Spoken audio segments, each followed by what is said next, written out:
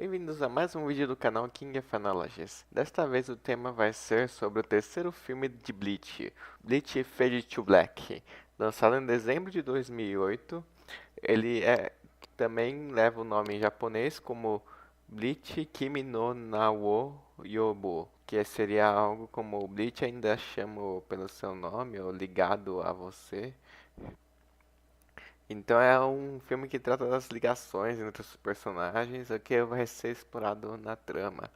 Ele tem aproximadamente 1h34, 1h35 de duração. Então, a sua música tema no que toca no final do Pornografite é Koyote Tsukigami Ezu Tomo. Foi também gravado na versão em inglês, pelo que eu pesquisei. E o roteirista é a Natsuko Takahashi, que cuida do screenplay. Ela trabalha já com Bleach, parece que teve outras coisas que ela fez, mas isso daí eu posso dar uma pesquisa depois, vou botar na descrição. O filme ele teve até que uma nota bem alta no IMDb, por volta de 7,5, 8. Pra mim é um filme nota 10, porque é um dos filmes que eu mais gosto do Bleach. É o filme que me trouxe maior satisfação com o enredo, porque ele trabalha bastante com a questão da memória dos personagens e do relacionamento deles com a Rukia. E eu gosto da Rukia. É um personagem muito rico pelo desenvolvimento que ela tem na história, mas pelo ponto emocional, claro, porque ela luta bem pouco. E toda a sua história é por volta de 7,62, anota no My Anime List, só pra completar a informação. O trabalho que tem no filme é um trabalho bem legal de como desenvolver a história e do como ela consegue trabalhar com dois protagonistas que não tem nome no filme quase inteiro, pois o nome é revelado nos últimos 10 minutos. E toda essa história trabalhará em cima do relacionamento da Rukia com essas duas pessoas e com o Ichigo e o Kon. E tudo isso ainda tem o fato de eles terem retirado, não ter Shed, não ter Inoue, não ter pessoal de Karakura. É só Ichigo Kon e o pessoal da Soul Society. Então, é um filme mais trabalhado para a questão dos Shinigamis. Não trabalha muito a questão dos humanos no mundo do Bleach nesse filme. E também é um filme que foca mais na questão das memórias. O que é interessante, porque no primeiro filme já também trabalhou com memórias. E agora no terceiro também. Então a gente vê que tem uma ideia dos filmes trabalharem muito com essa temática. O filme, ele também tem um título muito parecido com uma música do Metallica, que foi lançada na década de 80. Então pode ter até alguma coisa a ver com o Cubo gostar do Metallica. Ou a pessoa que fez a produção gostar, mas isso daí é só uma suspeita minha. E também, claro, não dá até pra fazer uma certa confusão se você for um iniciante, mas porque na grafia do japonês é um pouquinho parecido com, mas é nada a ver na questão do enredo, que é o Kimi no Na wa, porque Kimi no Na wo, Kimi no Na wa é só uma partícula que dá a diferença assim no meio do nome. E sua história ela se baseia na questão das memórias da Rukia e do Ichigo, pois o Mayuri, na verdade, que começa aparecendo no filme, pois ele tá fazendo um experimento com algum tipo de alma e com Hollows, parece. Ele tá tocando o teclado por causa daquele trocadilho que a gente sabe do inglês, né, que keyboard se serve tanto para música, instrumento musical e para o teclado, computador. E toda a história gira em torno desse experimento, trabalha com todas as questões do que aconteceu dentro do laboratório do Mayuri. Pois parece que alguma coisa deu de errado nos experimentos do Mayuri. E aí toda essa consequência do erro levou a um problema no mainframe lá do Mayuri e acarretou que libertou uma criatura estranha que afetou as memórias e petrificou uma parte da sua society. Como o Ichigo estava lá na cidade dele, ele não foi afetado fisicamente pelo desastre, mas ele sente por alguns momentos que ele perde algumas memórias que ele tinha da Rukia mas depois recupera. O Kon ele não perde absolutamente nenhum momento. E então eles dois vão juntos do Urahara. E percebem que o Urahara não recobra mais nenhuma lembrança da Rukia, o que ele só depois vai descobrir de uma forma bem nos registros da loja e da sua society sobre a Rukia, pois eles apagaram mais a questão da memória mesmo, não a questão dos registros físicos. E a Rukia ela acaba sendo sequestrada por essas duas pessoas que são os principais personagens do filme. Essas duas pessoas parecem ter uma relação com a infância da Rukia, conhecerem ela desde pequena e não são Shinigamis e nem chegam a tornar-se Shinigamis. Na verdade, eles veem os Shinigamis como inimigos deles. E mesmo sabendo que posteriormente parece que eles não souberam que a Rukia virou um Shinigami. Eles sabem só que a Rukia está na Soul Society. Eles vão atrás do Mayuri, pegam esses experimentos que tem no laboratório dele e tudo que tá lá e causa o caos. Só que o Mayuri, ele tem os backups da memória dele. Então, isso daí não afeta tanto a questão do Mayuri, porque todo mundo ainda permanece lembrando do Mayuri e toda a questão, isso acaba envolvendo a Rukia. Então, mostra que o Randy, ele fica boa parte do filme sem usar o Bankai, porque o Bankai, a motivação dele principal foi a Rukia, e aí ele precisou do empurrãozinho, assim, digamos, do Ichigo que ficou estimulando. Ele falando várias vezes da Rukia até ele conseguir liberar o Bankai novamente. As lutas foram todas bem, assim, breves, até que chegar-se na questão da luta do boss final. E foi o primeiro filme que o Urahara chegou a ter uma participação além do diálogo, né? Ele chegou até a participar da luta final junto com os outros capitães. E foi uma luta que teve até. Que essa foi a parte do filme que na verdade teve um pouco mais de CG, que eu pude perceber. Mas é um CG um pouco mais sutil, assim, comparado com os outros filmes. Não é algo que você percebe assim tão na cara, na minha opinião. Esse filme eu cheguei a ver em torno de 3 vezes. E ele trabalha toda essa temática das memórias e de como é o relacionamento da Rukia com o Ichigo e de como ela é importante para a sua society, porque quando ela some as memórias dela, a sua society acaba ficando com um clima diferente. Você percebe que os personagens gente, começam não só a se estranhar entre si, mas um pouquinho. A, o Ichigo, quando ele chega lá, ele é visto como um intruso de novo. Então tá toda essa redinâmica, só que sem a Inoue, o Ishida e o clã Shiba, por exemplo, que também não aparece. Aparece a Yoruishi também, e tem bastante personagem, mas é tudo do núcleo dos Shinigamis. As lutas, elas são basicamente bem breves. O Ichigo luta contra o Hitsugai, contra o Ikako e contra o Abarai. E tem até um certo conflito, mas com o Byakuya, mas nem chega a ser uma luta mesmo consolidada. Depois ele consegue até convencer o Abarai a ir atrás da Rukia junto com ele, e aí o Byakuya também acaba colaborando. E aí o Abarai e o Ichigo eles chegam lá junto contra o vilão e enfrentam os vilões até a questão de como eles desenvolveram essa culpa e né, culpa, a raiva dos Shinigamis em questão do caso da Rukia. E aí tem um flashback que revela que eles vão proteger a Rukia de algum Shinigami que tinha sido atacado por algum parasita estranho. Esse parasita afetou o Shinigami e ele ficou com vontade de destruir alguma pessoa. E aí a Rukia foi pra cima dele pra defender eles. E fica tudo bem claro que a raiva foi por causa desse momento. Que aí acontece algo que eu não vou revelar, porque eu vou dar muitos spoilers, mas não todos os possíveis.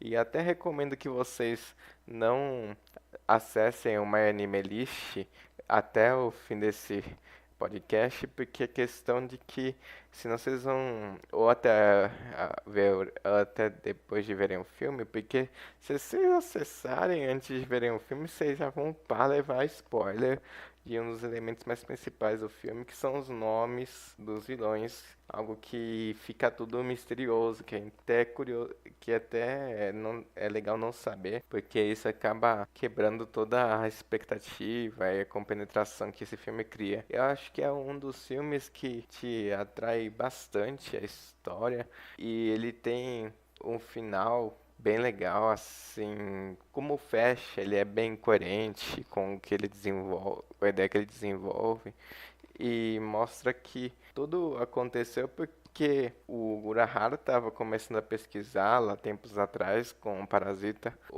que tem um rabo em forma de foice. Esse rabo conseguia apagar as memórias das pessoas e também posteriormente o Mayuri fez um experimento com uma lamparina e tudo isso meio que se misturou com os poderes que os personagens do filme já tinham. E aí depois eles acabam até se fusionando com a Rukia e criando o que parecia ser uma Dark Rukia, que aparece bastante nos trailers do filme.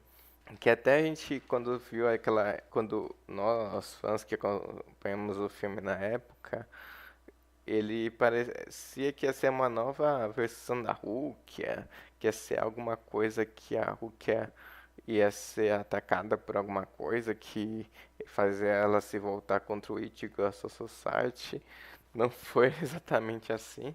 Teve até algumas alguns spoilers que eu acabei levando que eu sabia que o Urahara ia aparecer e lá, mas aí eu fui assistir o filme em 2009, que eu fui assistir coisa de um mês ou dois depois do lançamento, e eu vi que não era só exatamente assim, né?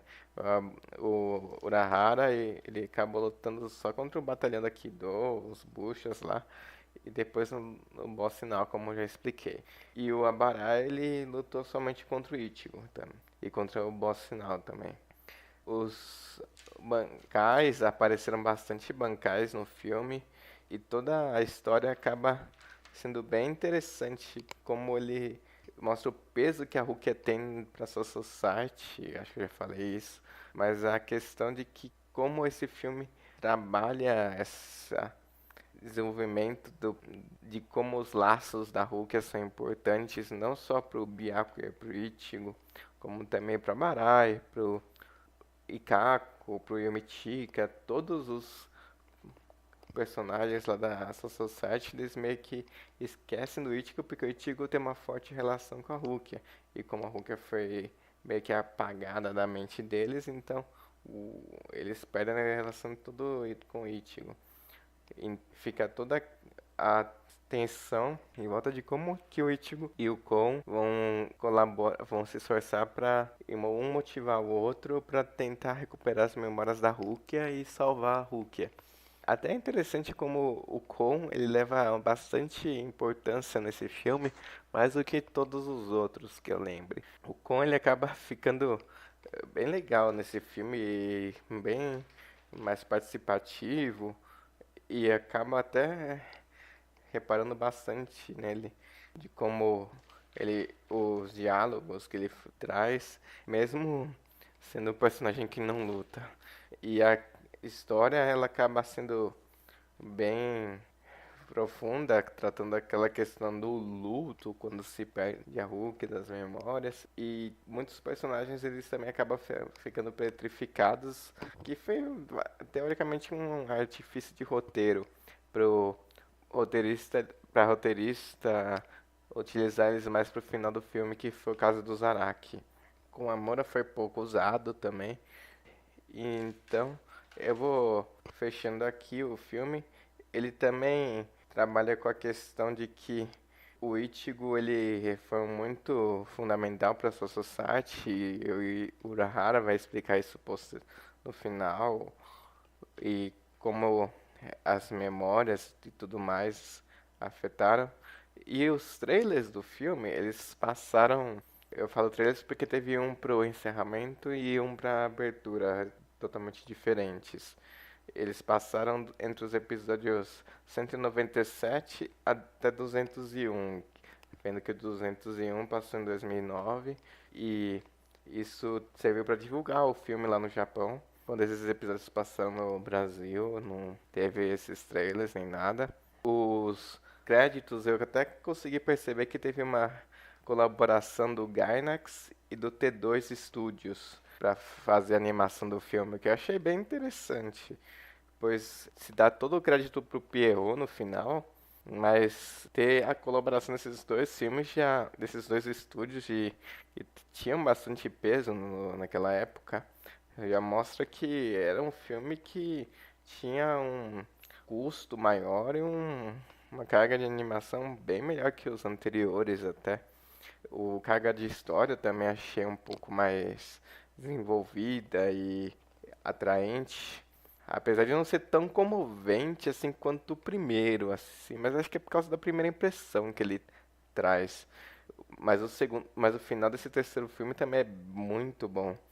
E eu fico por aqui, né? O filme ele também trouxe toda a questão de que o Urahara ele explora com os seus experimentos, o Mayuri também, que o Mayuri ele não teve problema com as memórias porque ele tinha toda a questão dos backups e também porque ele ficou mais isolado, ele não participou tanto dos combates do filme assim. Ele não se envolveu tanto com os personagens. E os nomes eu não vou falar pra não dar spoiler, mas os nomes você consegue ir lá no My Anime List, mas recomendo acessem depois que terminar de ver o filme. Senão vai ser muito. Vai perder muita graça da coisa.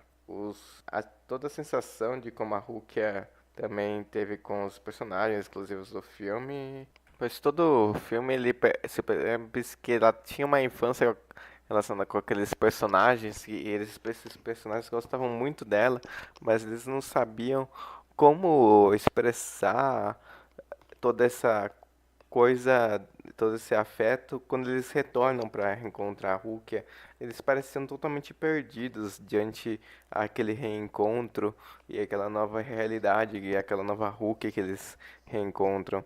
Eles tiram bastante força de vontade para chegar até reencontrar e desencadear todos aqueles fatores, mas eles pareciam sem rumo, assim, não estavam muito focados na questão, estavam com bastante raiva para destruir a Society, eliminar os Shinigamis, e trabalharam também com a questão de como a Rukia perdeu os dois personagens no final, como é que eles reagem, como é que ela reage à morte deles, e também fechou com a chuva, né? A chuva no final com a morte e Bleach parece que são elementos intrínsecos. Bleach, chuva e morte vai ter em toda momento, em diversos momentos chaves assim do anime e do mangá. E isso trouxe bastante peso para a trama no final. E eu vou encerrando aqui a análise. E eu vou deixar alguns detalhes na descrição para caso do Anime News Network sobre a staff e o filme. Eu tava quase esquecendo, né, que as três vezes que eu vi o filme foram 2009, 2012 e 2018 agora, né?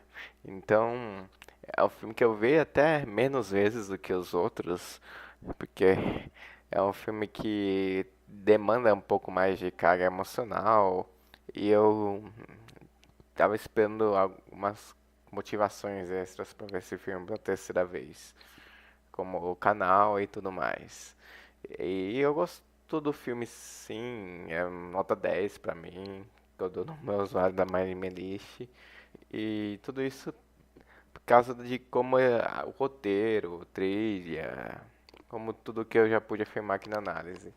E a colaboração dos estúdios, que eu fui descobrindo essa terceira vez que eu assisti. E eu vou encerrando até aqui, por aqui. Até mais.